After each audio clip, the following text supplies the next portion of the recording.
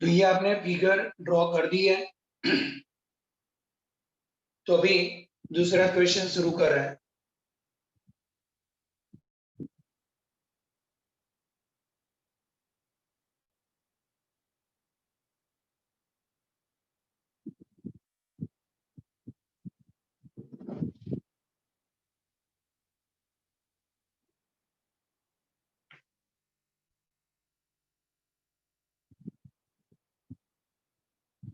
तो अभी distance between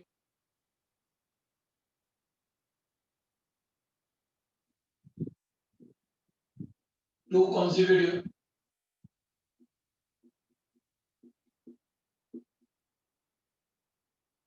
bright fringes।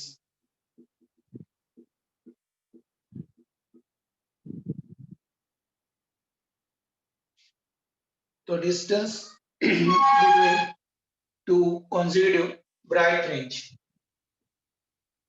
तो ये आपका स्लिट का डिस्टेंस है। S1 S2 हमारे दो सोर्स बन गए और ये स्क्रीन है at a distance capital D. ये स्लिट एंड स्क्रीन का डिस्टेंस है। सपोज ये 0 है और ये यहाँ पे nth ऑर्डर ब्राइट फ्रिंज है। उसके बाद n+1 ब्राइट फ्रिंज है। तो ये दोनों ब्राइट बीच का डिस्टेंस हमें डिफाइन करना है। उसको बोला जाता है बीटा। ये दो ब्राइट फ्रिंज के बीच का डिस्टेंस है बीटा, वो हमें डिफाइन करना है। तो ये मैं लेने वाला हूं nth ऑर्डर के लिए डिस्टेंस xn और n+1 के लिए xn+1। अभी ब्राइट फ्रिंज और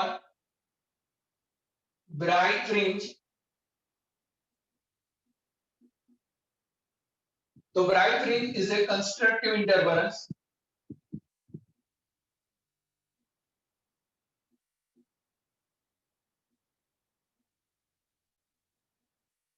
तो ब्राइट जो फ्रिंज होती है it is known as a constructive interference. और कंस्ट्रक्टिव इंटरफेरेंस का पाथ डिफरेंस होता है n लैम्डा। n is 0 1 2 3 4। और आज हमने प्रूव कर दिया path difference is dx by d। ये पाथ डिफरेंस प्रैक्टिकली हमने आज प्रूव कर दिया dx by d। therefore for constructive interference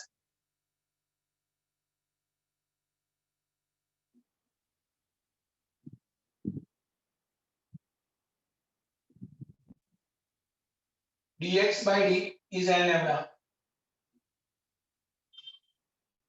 और n is 0 1 2 3 4। तो हम लिख सकते हैं xn equal to n lambda d upon d।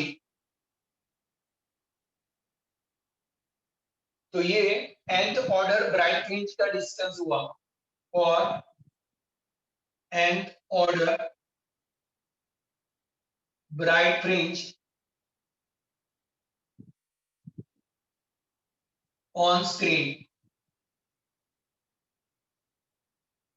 for n+1 for n+1 bright fringe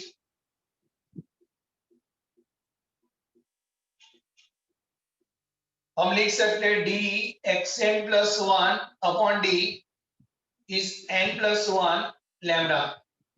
तो आपको जहां पे n है ना उसकी जगह पे आपको n+1 लिखना है।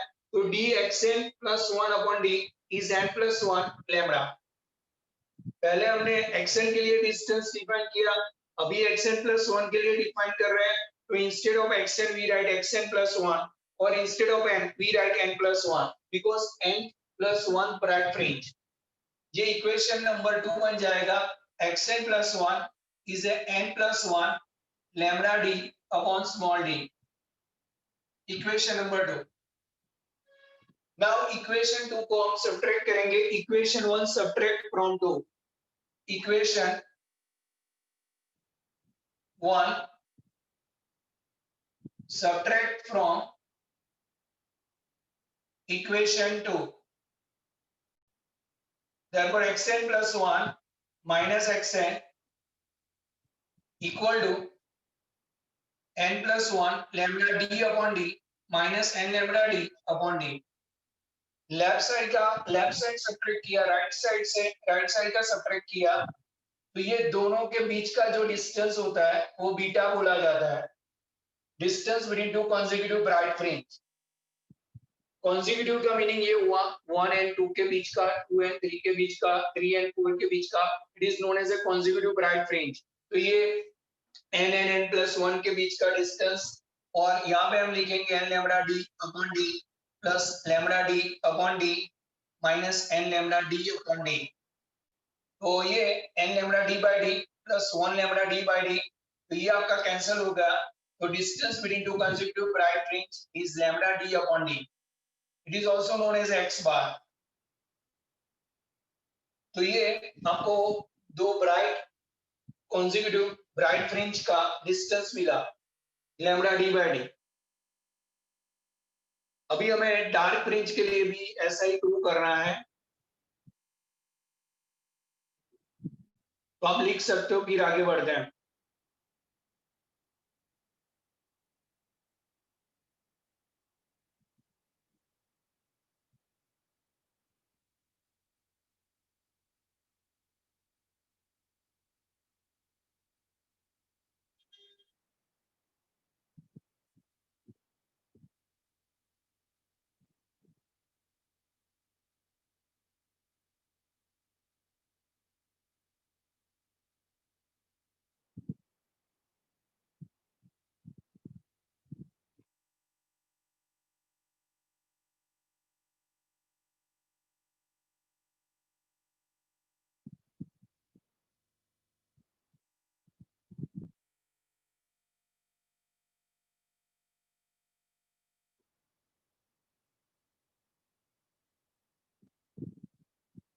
अभी फिक्स नहीं है, शायद नहीं भी हो सकती है, हो भी सकती है.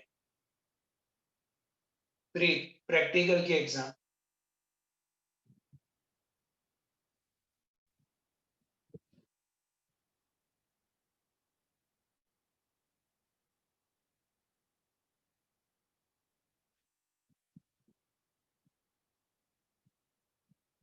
ये होगा सबका.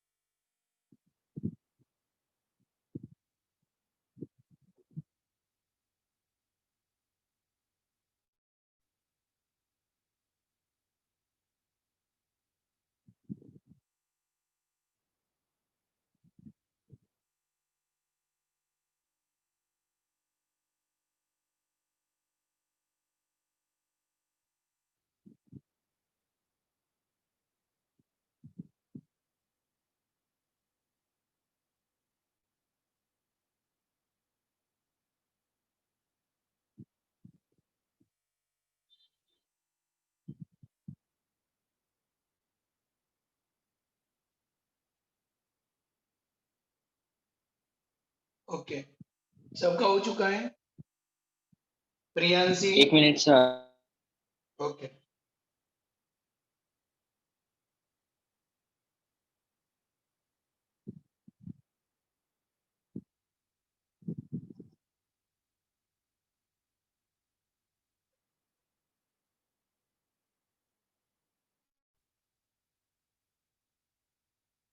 Done sir. चलो अभी distance between two consecutive dark fringe.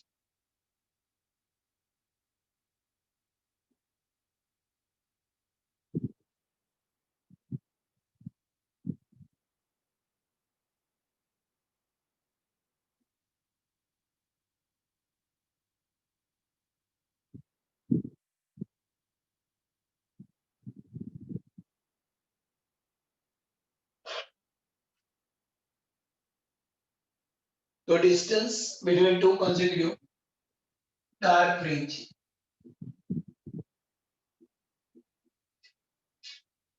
तो भी आपको प्रैक्टिकली यहाँ पे सपोज ये आपका ब्राइट फ्रिंज है, ये आपका ब्राइट फ्रिंज है, तो ये nth ऑर्डर का डार्क फ्रिंज है, तो वो डिस्टेंस x है।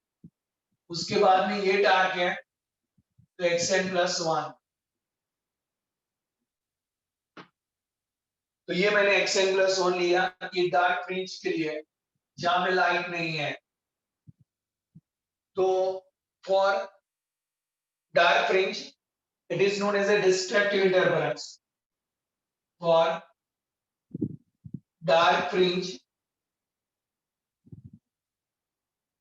it will be destructive interference.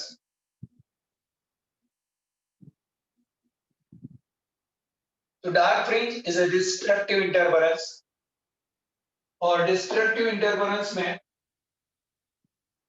Path difference 2n plus 1 lambda by 2 n equal to 0 1 2 3 4।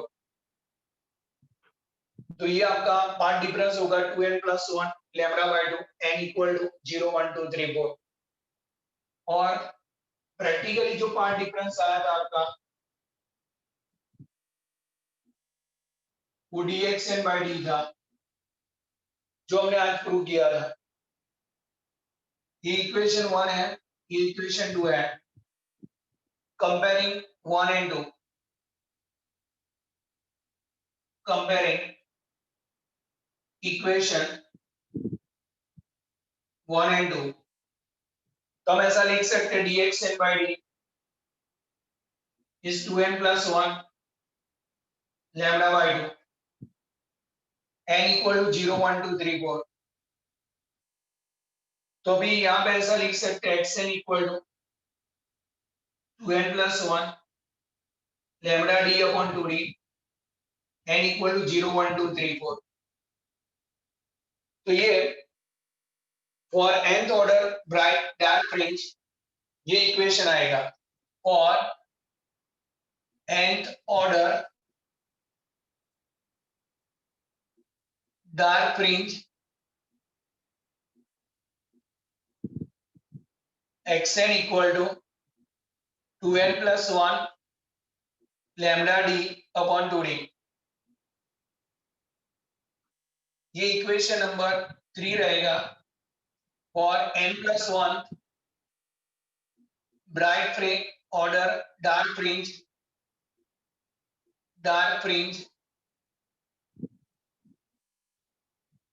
ये आपका रहेगा xn plus 1। तो जहां पे आपका n है वहां पे आपको n plus 1 रखना है। तो यहाँ पे instead of n we write n plus 1 plus 1 lambda d upon 2d। तो आपका आएगा answer xn plus 1 is 2n plus 2 plus 1 lambda d upon 2d, and therefore xn plus 1 is 2n plus 3 lambda d upon 2d। ये हुआ equation number 4। Equation 3 subtract from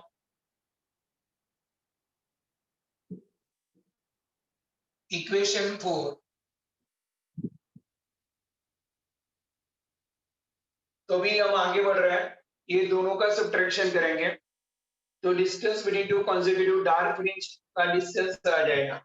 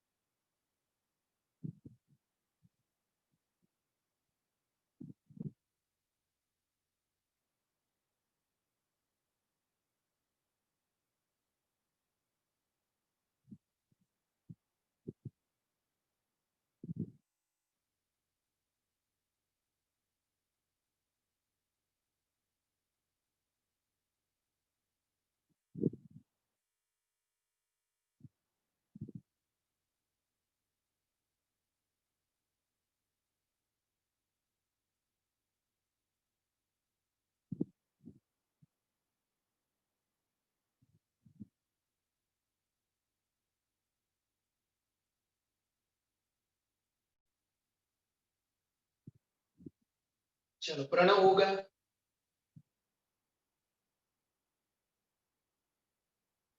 yes sir. 2 minute sir.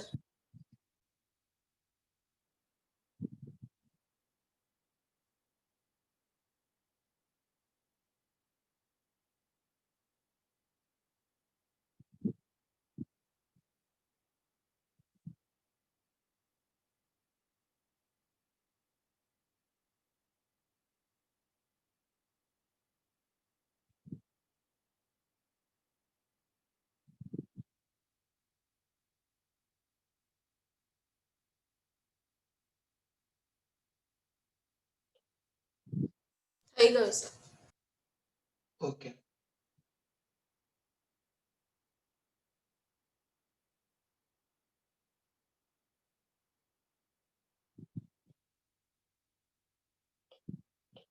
तो equation 3 subtract from 4, तो 4 में xn plus 1 minus xn, ये equation दोनों का subtraction लिखेंगे। तो ये xn प्लस 1 माइनस xn और यहाँ पे 2n plus 3 lambda d upon 2d minus 2n plus 1 lambda d upon 2d, ये दोनों का मैंने सब्ट्रैक्शन किया। तो अभी यहाँ पे 2n plus 1 2n plus 3 minus 2n minus 1 lambda d upon 2d is common. तो यहाँ पे lambda d bye 2d common निकाल दिया। 2n plus 3 minus 2n minus 1, तो 2n will be cancelled, 3 minus 1 is 2 lambda d upon 2d and answer is lambda d by d. So distance between two consecutive dark fringe also we obtain the same value beta lambda d by d. Therefore we prove that distance between two consecutive dark and distance between two consecutive bright will be the same and the width of the fringes will be the same. यानी हर एक की width same रहेगी। तो अभी आपको last sentence लिखना है। पहले आप यहां तक आ जाओ।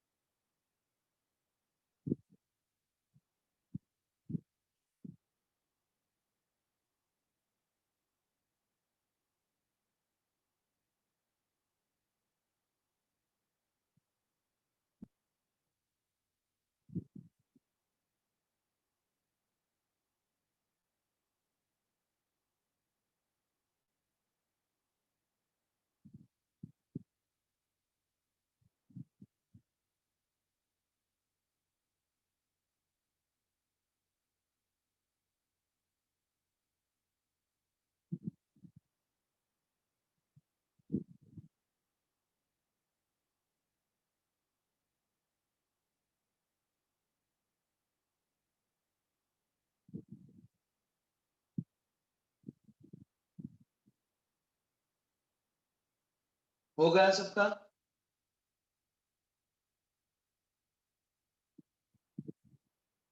Yes sir. चलो तो भी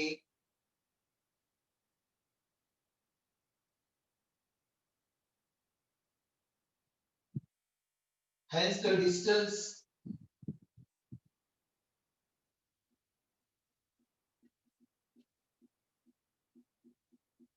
between two consecutive right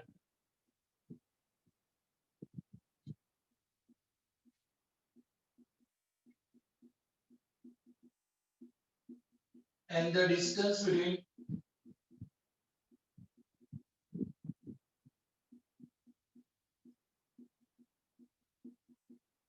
two consecutive dark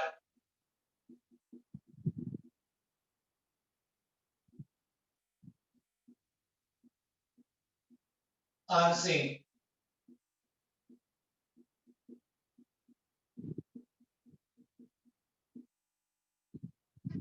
तो दोनों के लिए यानी this is the equation of width of range, this is the equation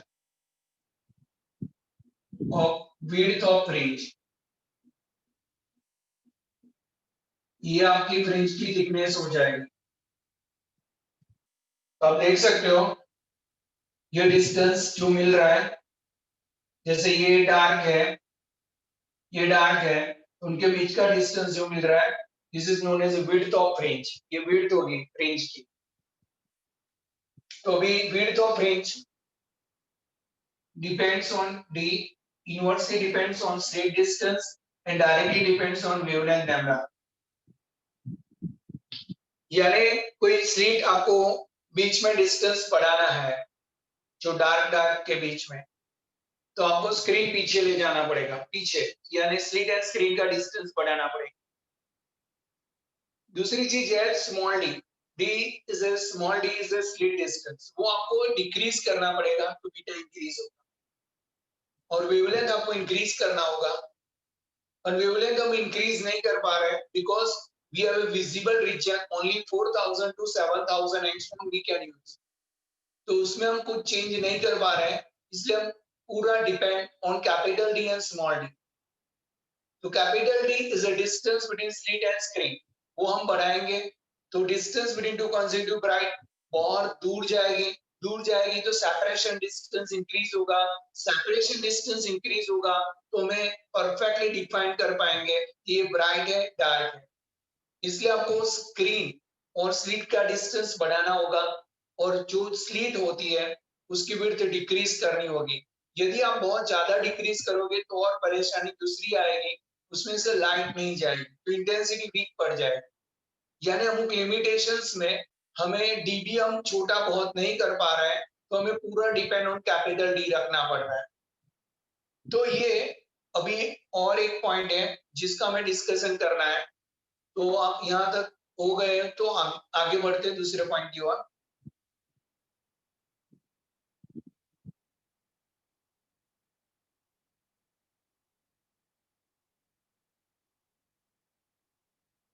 तो ये हमारी फ्रिंज विड्थ है, अभी हम आगे बढ़ रहे हैं।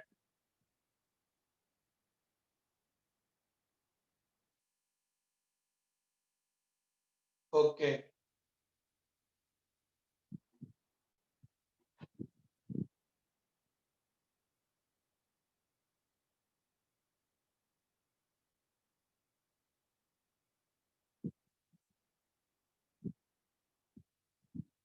तो ये दो स्लिट है, ये उसका मिड पॉइंट है, ये हमारा स्क्रीन है, ये हमारा ओ पॉइंट, ये हमारा पी पॉइंट, जहां पे दोनों वेव कोइंसाइड होंगे, S1B S2B, और ये स्लिट एंड स्क्रीन का डिस्टेंस कैपिटल डी, ये स्मॉल डी, और यहाँ पे स्क्रीन पे आपको ये एक्स मिल जाएगा। तो सेंटर से आपका या तो ये आपका कंस्ट्रक्टिव होगा या तो आपका डिस्ट्रक्टिव होगा, उस पर डिपेंड करता है। तो उसमें पार्टिकल्स रेस में कैसे डिफाइन करोगे प्रैक्टिकल? तो यहाँ पे मैंने ये राइट एंगल बनाया, देखना अभी ये सेंटर बना लिया, तो S1P ये है ना आपका S1P, आप देखते रहे ना मैं कैसे वो वापस वही पॉइंट ले आ रहा हूं। तो ये थीटा है आपका,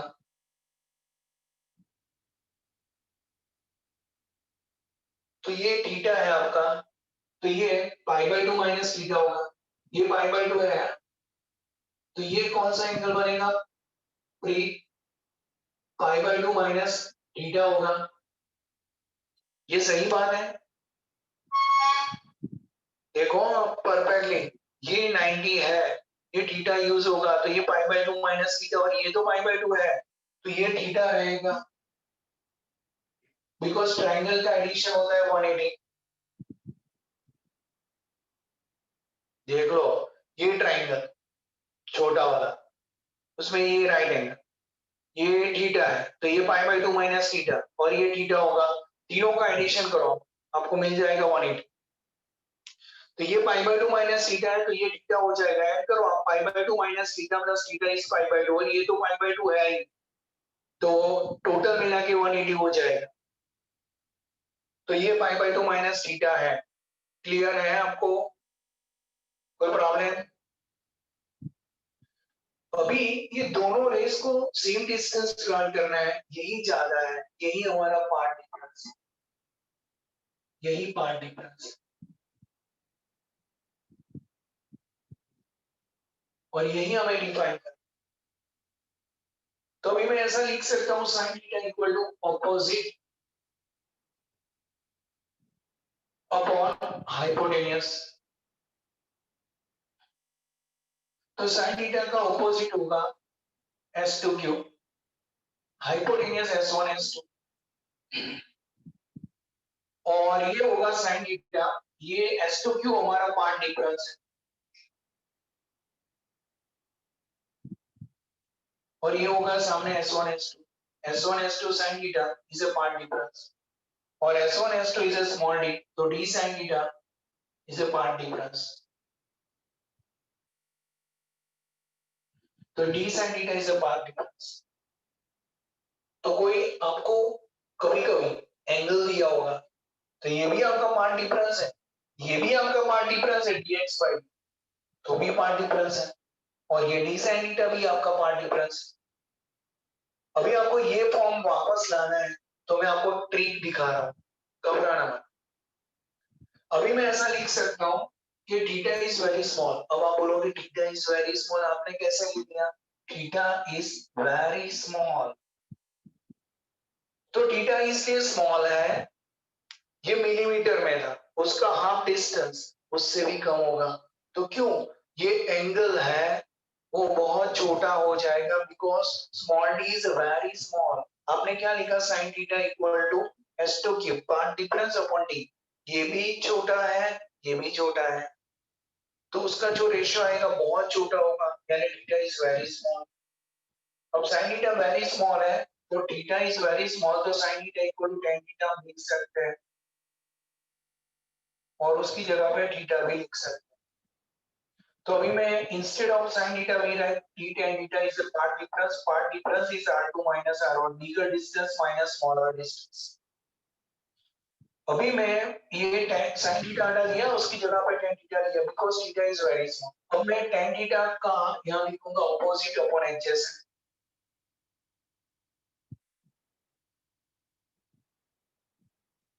तो opposite is x, adjacent is b, वापस आ गया आपका पार्ट डिफरेंस, जो वो था ना वही वापस आ गया, dx by d।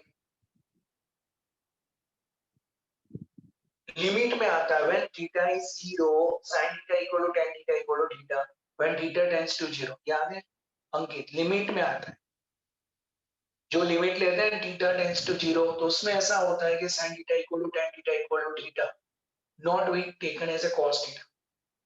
जब थीटा टेंड्स टू 0 होता है तो cos थीटा में 1 होता है, पर sin theta tan theta equal हो जाता है, और वो क्यों इक्वल होता है वो भी आपको मैं दिखा सकता हूँ। थीटा टेंड्स टू 0, तो sin theta is theta and cos theta is 1, तो tan theta equal to sin theta upon cos theta.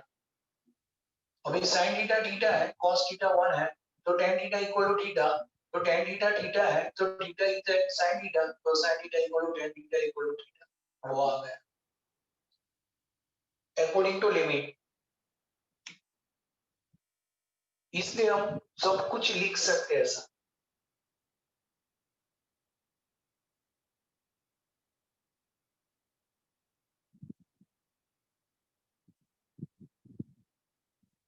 तो ये आपने लिख लिया है दूसरे फॉर्म में।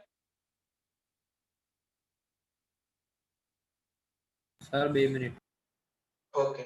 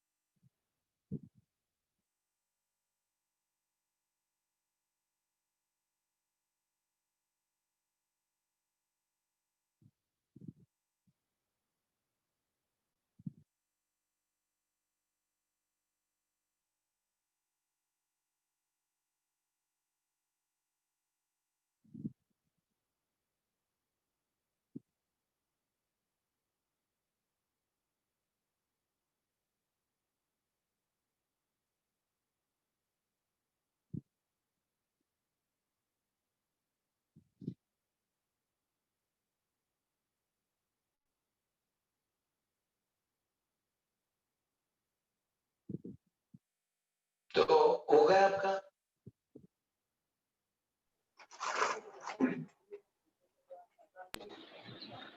Done, sir.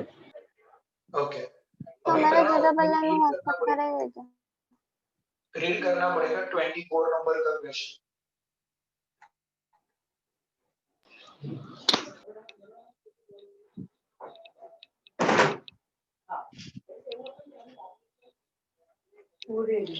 Question 24.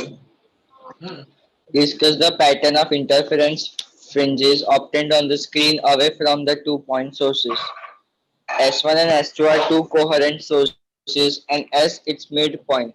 At the distance S2D is the O point. Coherent source क्या होता है? What is the Sir, coherent source? phase difference constant or amplitude Yes, be same. phase difference either both wave are same or it will be the same phase difference. Otherwise, the phase difference between two wave will be constant. Now, again,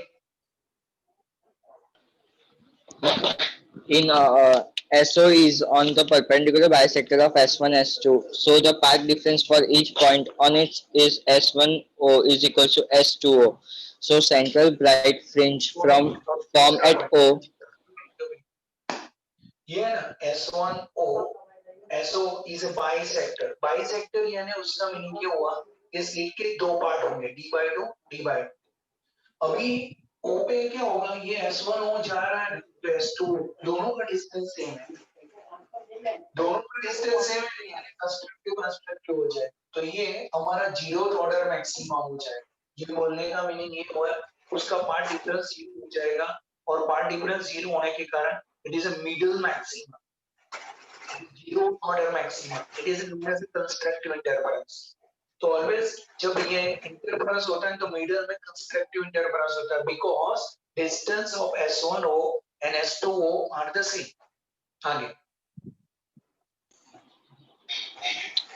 In order to determine the shape of the interference pattern on the screen path, difference is equals to integer into wavelength, then the fringe will be bright, and if path difference is equals to odd integer into wavelength, then the fringe will be dark. Okay आगे When S2P minus S1P is equals to delta is a constant, trajectory of point P on the screen is hyperbola. But if the distance between slit to screen is very large, the fringe will nearly straight lines. This is shown in figure A and B. Fringe pattern. Screen कर दो ये आपने draw कर दिया ना, लिख दिया है ना पूरा, तो अभी आगे बढ़ते हैं।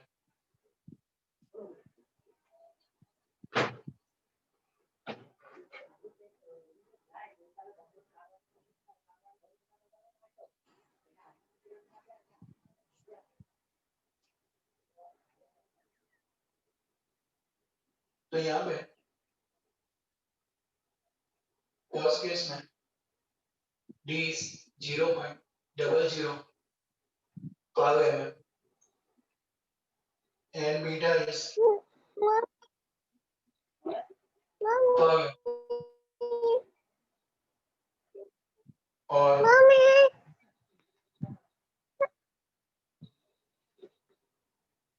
बॉलिंग दरो माइक स्विच ऑफ कर दें।